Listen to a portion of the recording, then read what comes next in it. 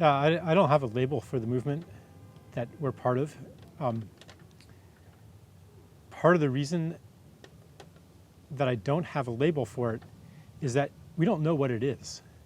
And in fact, from where we sit right now, I think anything that we can kind of project and say, here's what it is going to be conditioned by the place that we already are. So I think that in a way, it's kind of maybe healthy to let go of labels for a while and say, yeah, we've caught glimpses of this more beautiful world that wants to be born. We've seen glimpses of it, but we don't know what it is. And I think that in order to get there, we have to go through a period of unknowing, period of we don't know, period of chaos.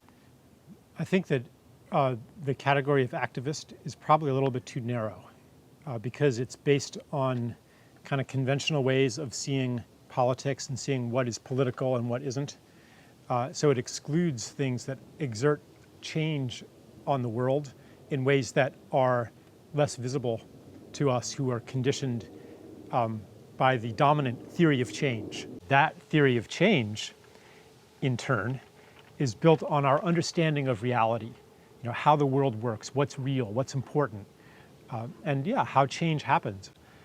So in that kind of conventional understanding of how change happens, and therefore who's a big change maker and who is a small change maker or not a change maker at all, it's the people who have lots of money, lots of political power, a big platform, video cameras pointing at them and spreading their message out. They're having a big effect. But I'm sorry, if you're a normal little person, then you're not going to have a very big effect. So I think we have to expand our understanding to coincide with, I call it the new story, but it's really an ancient story of what's real and how change happens in the world. And to revalidate the kind of private, invisible acts that are just maybe on the interpersonal level, on the family level, on the community level, and then all the way up to the systems level, the political level. So I'm not saying that the private realm is a substitute for these other things, but I'm saying that at different times in our lives, we are called to be activists in different ways. And at some points, for example, during a time of mass political upheaval when people are coming into the streets, that call might be toward something that's overtly political, and at other times it might not be. How do you build a movement?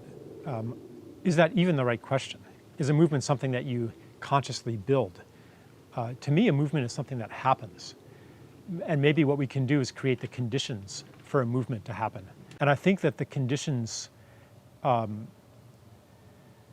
involve changing the narrative that surrounds us, the story that we live in, disrupting the old story and offering a new story. Or maybe not a new story, but many, many new stories that are all kind of in service to some overarching new mythology that's emerging, upon which a different kind of civilization could be built. Yeah, I see like activism on some level as always disrupting a story or offering a new story, or both. For example, in Ferguson, Missouri, there are people out on the streets using all kinds of ways to disrupt the story of normal, the story that race relations in this society are basically fine, and black people are pretty much okay with it, and we've pretty much solved the racism problem, right? Like that's a story that many white Americans have been living in, and these actions in Ferguson are making that story impossible to maintain. And when one's story falls apart, then there's like this moment of unknowing, this moment of I don't know, this moment of wondering, wow, what's real, what's important, who am I even? It's very disorienting, but that's that fertile ground from which something new can arise. And I think that all of us have the capacity to disrupt stories in various ways. Sometimes it's very confrontational, and other times it's just through kindness, small acts of compassion, forgiveness, unconditional love, that just violate someone's world. That's a data point that doesn't fit in. Sometimes even something as small as leaving a inappropriately large tip in the right circumstances, that can be really powerful. And I'm not saying that that's a substitute for other kinds of action, but we have to be careful that we're not disrupting the story on one level and reinforcing it on a deeper level. So for example, there are these March Against Monsanto movements. So on the one hand, they're perhaps disrupting the story of agricultural science creating a world of plenty for all of us through the miracle of genetic engineering. Okay, that perhaps they're effectively disrupting the story, but they might be feeding a story of those bad guys in the corporate offices. If we could only defeat and destroy and humiliate and punish them, then the world would be a better place. That's the story called Conquering the Bad Guy, which is programmed into us deeply. Every movie, every action movie has the same plot. Inexplicably evil person is causing a big problem. And solution, you humiliate, destroy, usually kill that evil person. And this is a poison in the world of activism even, because in fact, the problem isn't some evil people who happen to have gained the reins of power. We have a system that makes people evil when they occupy these positions, even if they're really good people. You're in that position and your role is pretty much dictated by the structure you're in. You become a functionary, which is one reason why the people we think have power don't actually have power.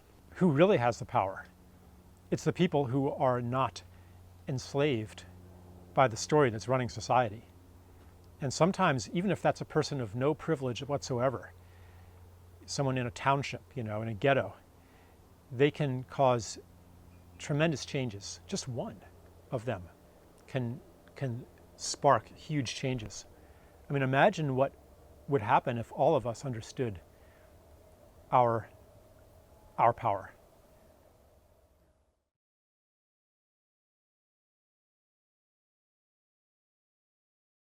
We all are part of this tribe of humanity, and we all have we occupy a different spot in that tribe. I like to think in terms of gifts, that each person is born into different kinds of gifts.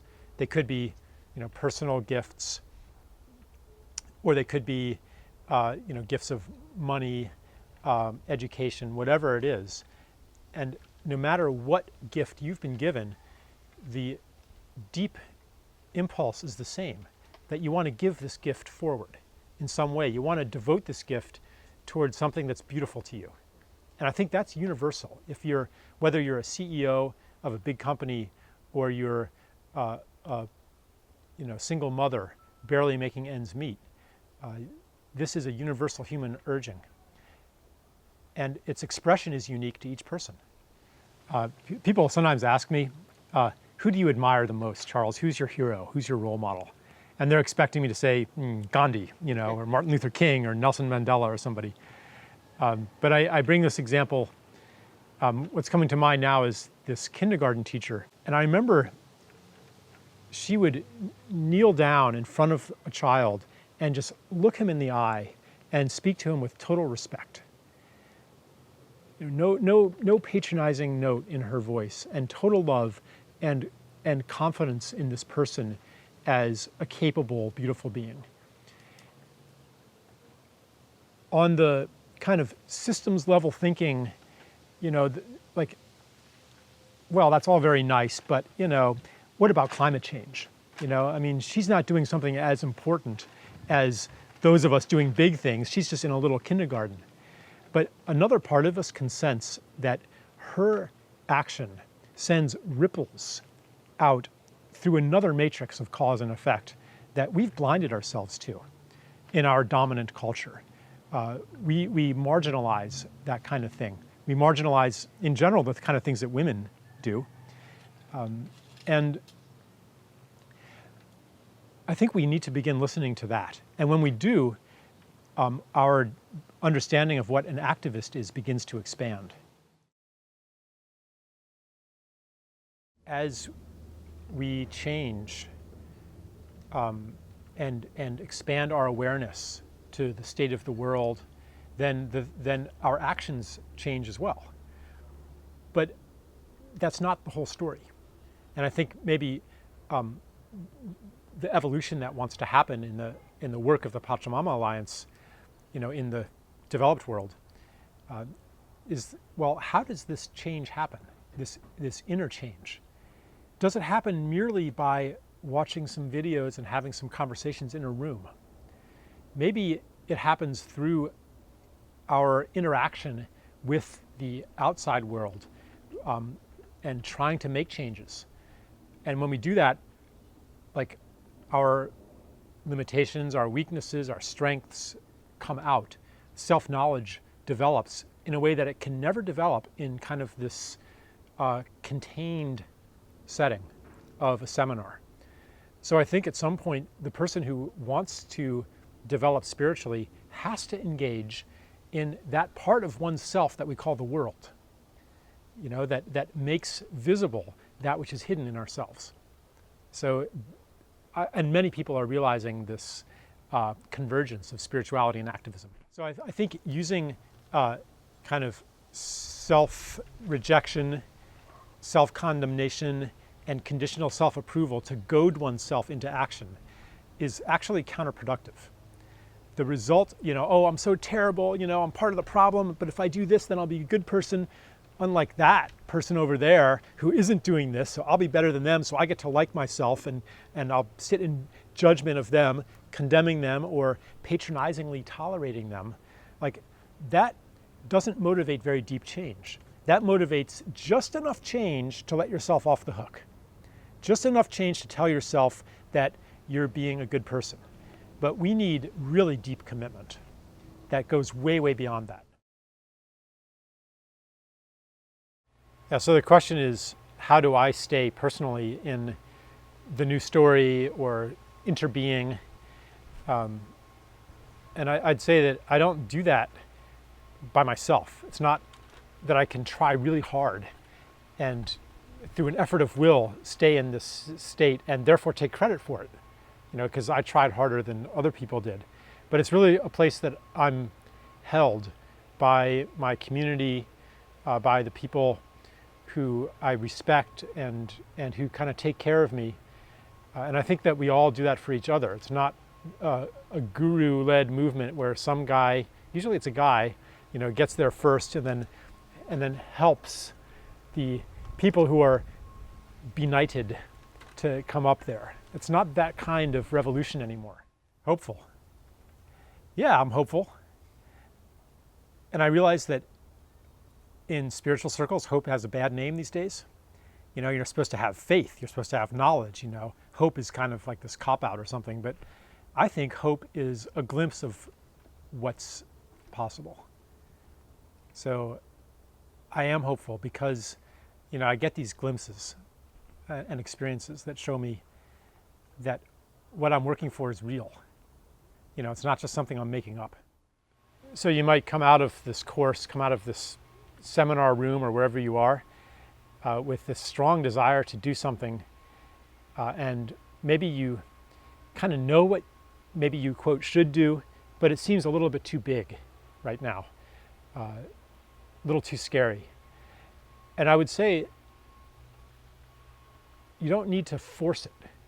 This isn't like some big heroic thing that you need to do. Instead, feel into that part of yourself that knows that when the moment is right, that you will do it and that you will recognize that moment, and feel the gathering of the courage that's happening when that moment arrives.